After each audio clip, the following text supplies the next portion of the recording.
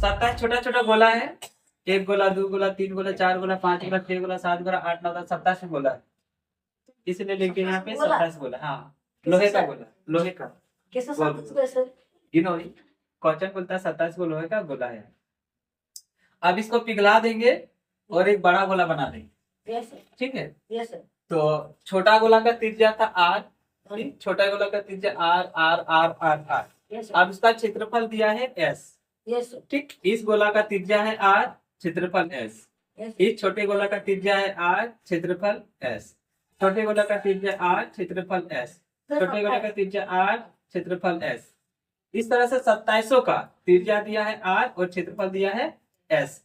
अब इसको लोहे का भट्टी में डाल के गला दिया और एक बड़का सा बना दिया। Yes sir. अब इसकी त्रिज्या है आर डैश।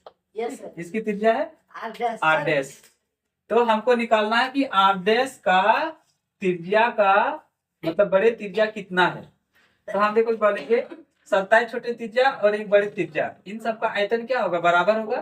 तो देखो हम लिख देते 27 छोटे गोले का आयतन बराबर है बड़े गोले का आयतन। अब 27 का 27 लिखे, गोले का आयतन हो गया 4/3 पाई आर क्यू बराबर का बराबर। बड़े गोले का भी आयतन हो गया 4/3 पाई आर क्यू। ध्यान यहाँ देना, यहाँ पे छोटे गोले की त्रिज्या का आर क्यू करना है और यहाँ पे बड़े गोले की त्रिज्या का आर क्यू करना है।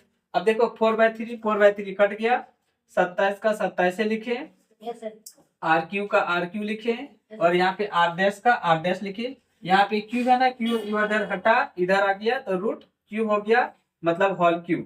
अब 27 का क्यू होता है 3, आर क्यू का हो गया आर, आर डैश बराबर निकल गया आर।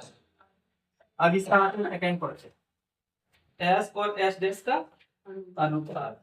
इधर देखो, हाँ, एस और एस डैश का अनुपात पूछा है ना, तो एस मतलब छोटे गोले का पृष्ठीय क्षेत्रफल है ना, यहाँ पे लिख देते हैं छोटे गोले का पृष्ठीय क्षेत्रफल कितना है, बोलो ना, एस है।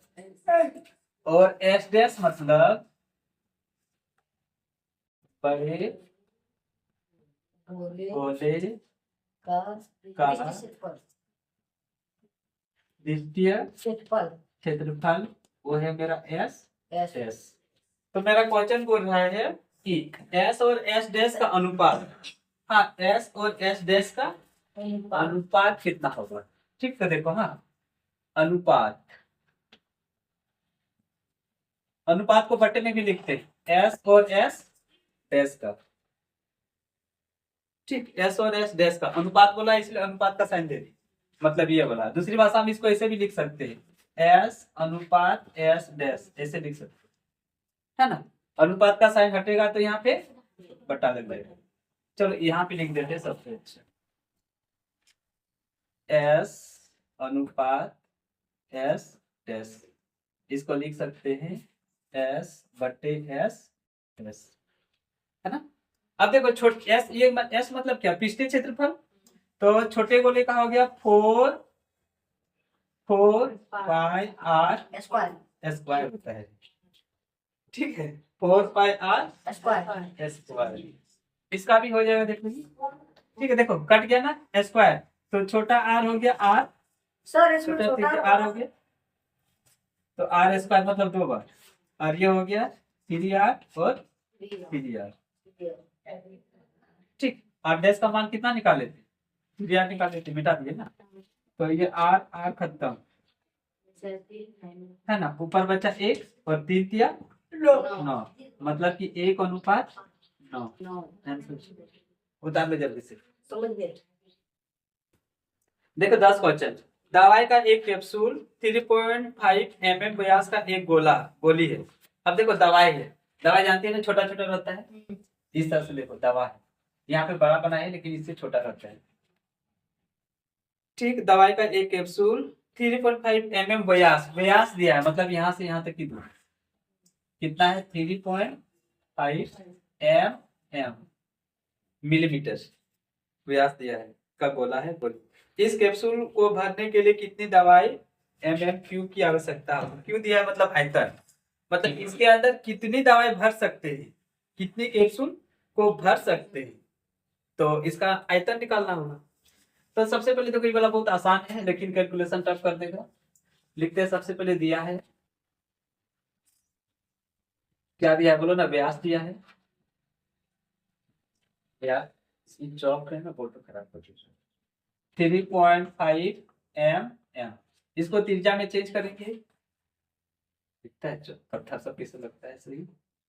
त्रिज्या, जिसको रेडियस बोलते हैं, 3.5 है, पॉइंट हटा देंगे तो बटे 10 और बटे 2 लगाएंगे तब जाके त्रिज्या बनेगा, है ना। अभी ऐसे रहने देते, काटते हैं, और हमको इसका आयतन चाहिए। आयतन बराबर क्वेश्चन मार्क, फिर लिखो हम जानते हैं कि, यहाँ तक लिख लो,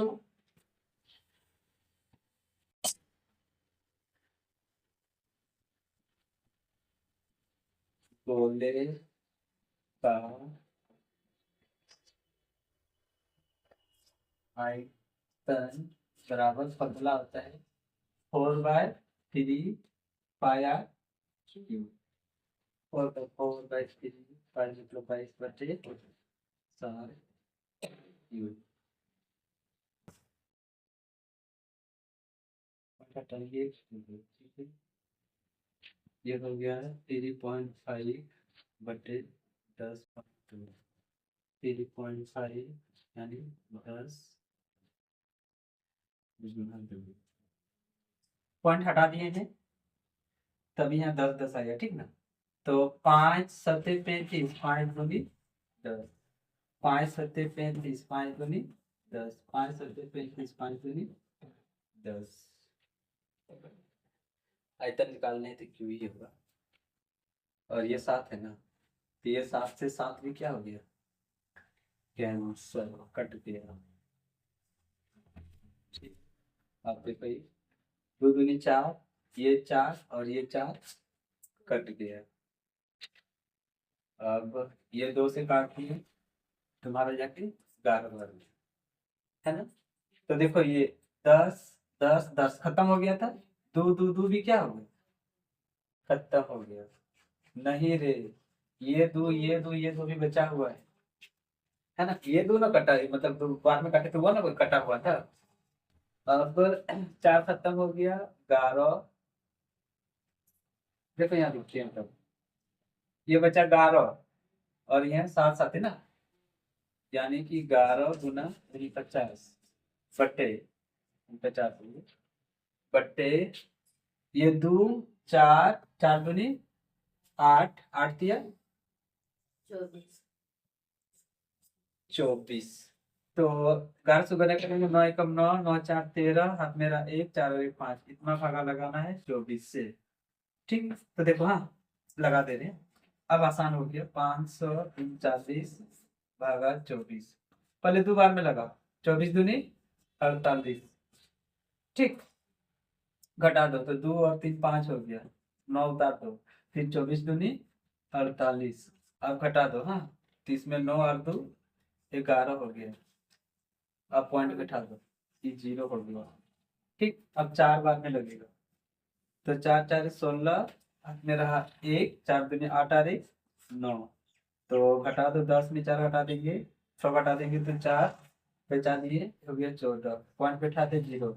अब लगेगा तुम्हारा जाके 5 बार, तो हो गया, इसको लिख सकते हैं, नहीं 5 बार में, कितना बार में करते देखते हैं ना, 6 बार में लगाते हैं, तो 6 4 24 के 4, 6 4 24 के 4, हाथ में रहा 2, 6 दूनी 12 13 14, देखो यहाँ 5 बार में लगेगा, हाँ,